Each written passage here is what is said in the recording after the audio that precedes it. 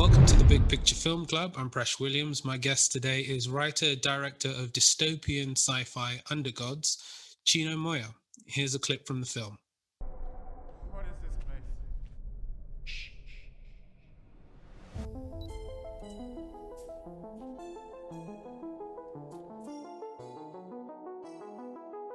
Do you believe in God, Mr. Hoss?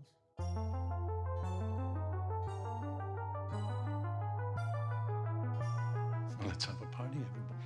This is extraordinary.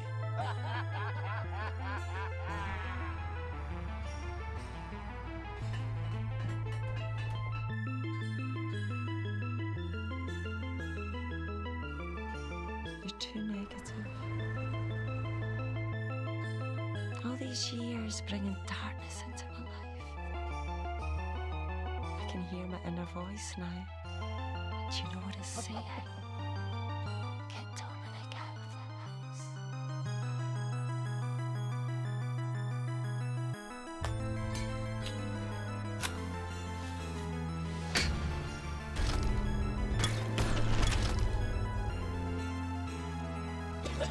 You're no fun.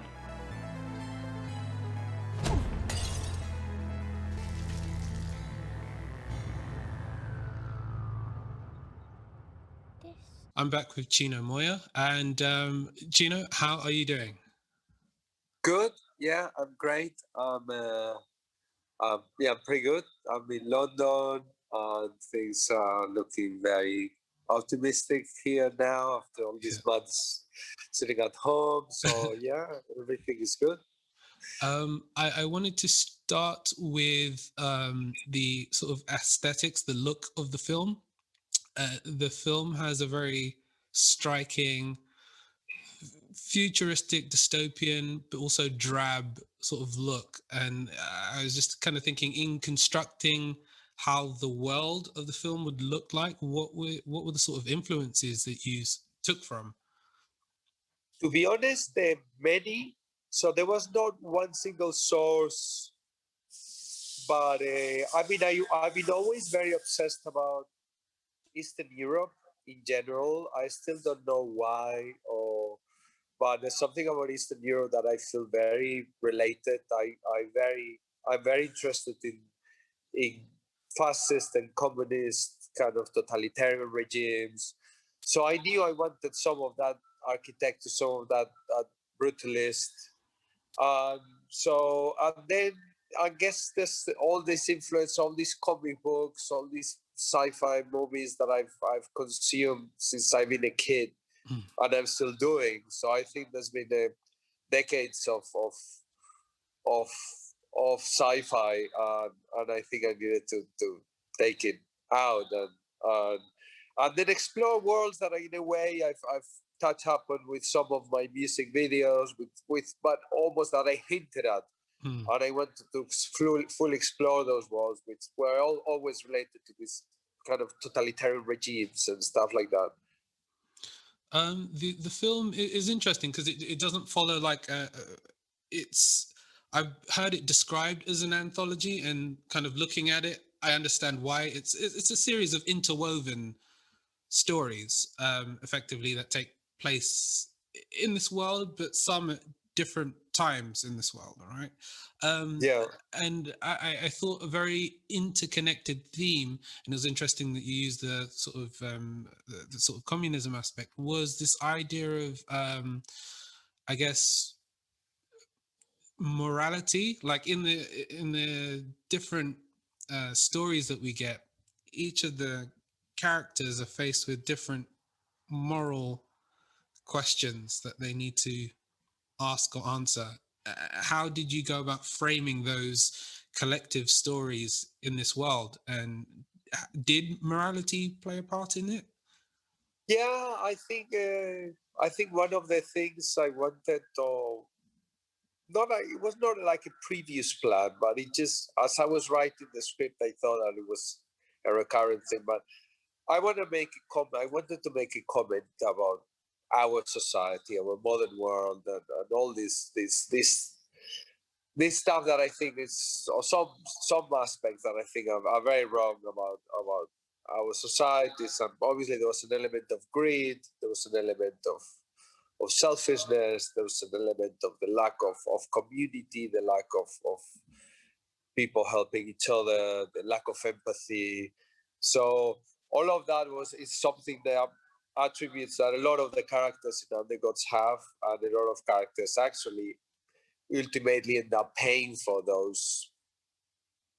the scenes, let's say. So it was, yeah, there's an element of moral tale in Undergods. It was never deliberate. It just happened as I was writing, and then that it ended up this way. But yeah, definitely all this idea of the greed, selfishness, lack of empathy towards our fellow human beings is definitely a running theme through all the stories. And in the sort of arrangement of the film, like having these mini stories, I guess, how did you make the decision to have these mini stories as opposed to a singular long narrative between like any of the characters? Yeah, Also? I think because I've been, I've been trying to make a movie for so long, uh, and I've been directing for quite a while already, but I've never made a movie. So through my previous directing job, I've been exploring a lot of different worlds that I'm still very interested in. And then suddenly, I was gonna make my first film or write my first film. So obviously, I needed, yeah, I needed to pick one of those things, and I just couldn't. And I ended up using all of them. And I always knew the one thing I knew always when I was writing this movie is like, okay, I want a movie that sums up all these different worlds that I've been exploring in my previous work. And in a way, it was a way for me to understand whether why I'm so drawn to those worlds. Why am I interested in this totalitarian world? Why am I interested in this hyper modern society? All this, and I weave them in this one single narrative, and that's the product of Undergods. And I guess on the issue of like kind of totalitarianism and like communism, what has you sort of very engrossed in exploring those ideals and what they can do to a society? Yeah, I guess I realized, and it was only through the making of the movie, that because I was born in Spain, and Spain went for 40 years of a dictator, and I guess there was an element of of me, yeah, being always really interested in this idea of these authoritarian regimes, which I only realized through pitching this movie that it was probably because of that, because I was born at a time where after 40 years of that in my country. And, and yeah, and I guess it's also the fear that we could go back into something like that. That humans, there's only like, yeah, it's only around the corner. And that's something that is in Undergods. I mean, suddenly you open a door and you're in hell. And, and we've seen this, especially in the last few years. It's been very obvious that Western societies were not immune to totalitarianism, but we're not immune to these violent and extremist views. And we've seen how easy it's just you elect the wrong person, you make the wrong choice, and suddenly you end up there, and suddenly you end up with a society that is not the world as we know it anymore. On that point, you kind of, you mentioned in passing just now, saying like open the door and then you're in hell. And I was thinking, again, I don't know how much of a spoiler alert this is or isn't, but there's a moment in the film where two characters pass through a door and then they end up somewhere else. They end up in the world. Yeah, well, I'll just keep it for that. And I wondered in these stories how much is true actually happening in the stories, and how much is a an imagining of the characters that tell those stories.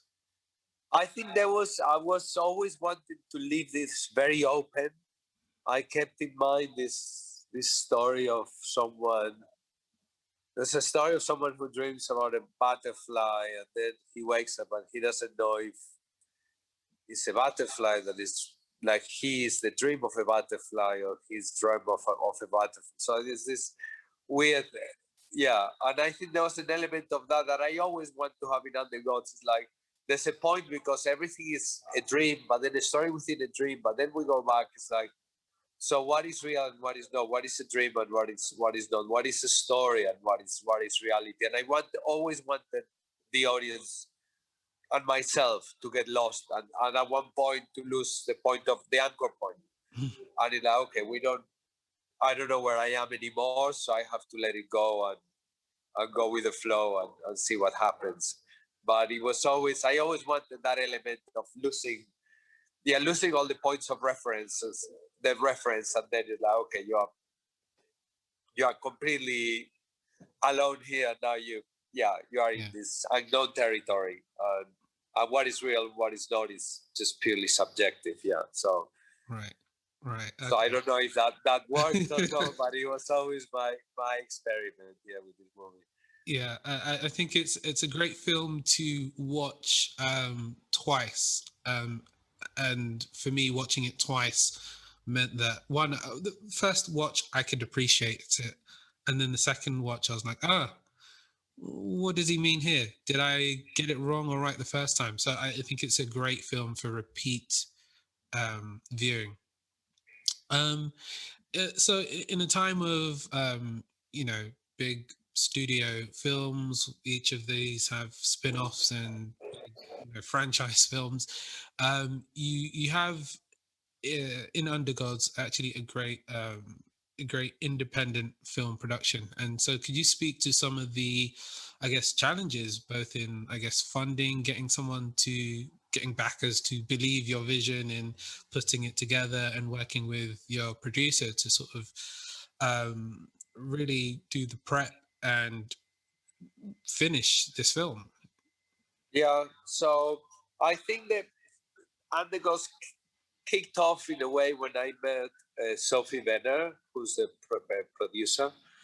A mutual friend, put us in touch. We had a meeting. We kind of liked each other. I sent her the script. She liked it, but she had a lot of notes, a lot of comments. But she said, yeah, I wanna make it. I wanna try to find the money to make this." Well, she said, "For completely independent producers, so it's not that she had the money or even the full access to this." So we started working on this movie.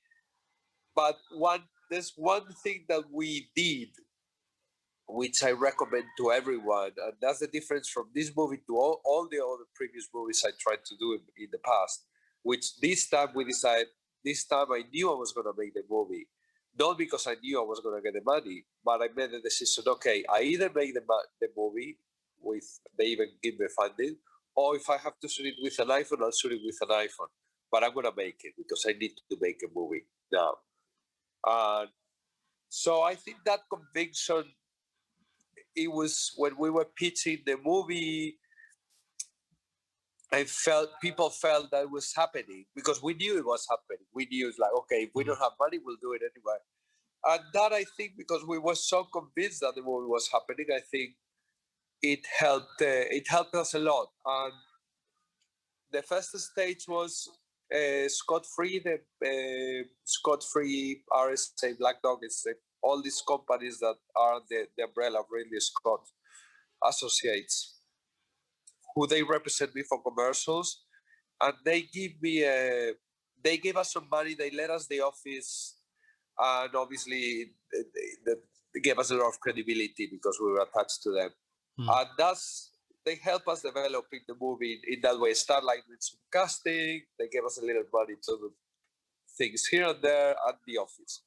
And then we found some really good co-producers in other countries, in Sweden, initially in Estonia, in Brussels and Sweden, who believed in the project and who were willing to find money in their own countries and apply to their own funding bodies. So we had all of that in place, but still. And then we submitted the movie to the BFI for production funding. We assumed it was the longest of the longest shots. It's like, okay, this is, I don't know, like who knows? But we sent it anyway. We put a lot of effort, and so they got back to us, and they say, we have, and then we started this. You have to do a few rounds, and you send the script, and they meet you in person. You have to go through, and it's still Sophie and me. We were like, "Is this real? It's not." And then Sally said, you've got the money," and you're like, "What?" And then sadly, once we had the BFI on board, it snowballed. Wonderful. Like, also we had there's some private investors that were there also from the very beginning, who were willing also to make this in a very low budget. And sadly, but once we had the BFIs, like all the pieces came together. It was easier for the co-producers to find money in their own countries. It was easy also for the private investors to go on board, and it was also easy for us to fill the gaps of the finances, because we had someone like the BFI back in this movie. So it was a complicated, and then we got some Serbian co-producing. So I'm just the director, so I knew what was happening, but obviously Sophie went through no, so I don't know if it was hell or not, but it was a lot of work to get all these people. And even if you look at the IMDb page, the list of producers is endless, because we got money from so many places. And everyone, I have to say, were very generous and very supportive of the project. And I have to say to this day, if there's something you don't like in the movie, I'm not saying just in general, if someone doesn't like, it's my fault. So I cannot say, oh no, they made me do that, or the producers know. Whatever is wrong about the movie, or whatever people may not like, if there's some. So I got given complete creative freedom, which was amazing. So it was a difficult experience, but really good, and it was great to have so many people and so many supportive people on board, which I was surprised that it happened, to be honest. And just finally, like, what would you hope, particularly given the messages that are kind of embedded and interwoven into the film, what would you hope the audience sort of take away from watching the film? Or To be honest, first of all, I hope that each person has a different interpretation of the film, and I've already seen from some of the reviews that some people found some humor in the movie, and some people didn't find any humor at all, which I thought that it was good. It's like, okay, at least not everyone, but I hope they can see, first of all, that they are entertained, like they go through an interesting 1 hour and a half, and they have a bit of a trick. And I guess in TV series you don't get what you may get through Undergods, which is more an experiential thing. So to have an interesting experience with images and sounds, and this, and then in terms of themes, I guess, for people maybe to reflect on the times that we're living in how we are behaving towards the others, towards our planet, society. I mean, it sounds like a really slightly cheesy, moralistic thing, but maybe, yes, maybe the movie will hopefully will make some people think about what we are doing towards ourselves and towards the others, and our world, and maybe hopefully it will help for people to change certain behaviors. Who knows? But in any case, I just want people to have fun and to have a good kind of slightly trippy 1 hour and a half. If yeah, Yeah. Well, you've got a great film, an amazing film, and it's a great watch. And I certainly recommend everyone go pick up a copy, watch it, and enjoy yourself. And Chino Moya, it's been a pleasure speaking with you, and look forward to hearing more from you soon. thank you. It's been a pleasure. Thank you so much. No problem.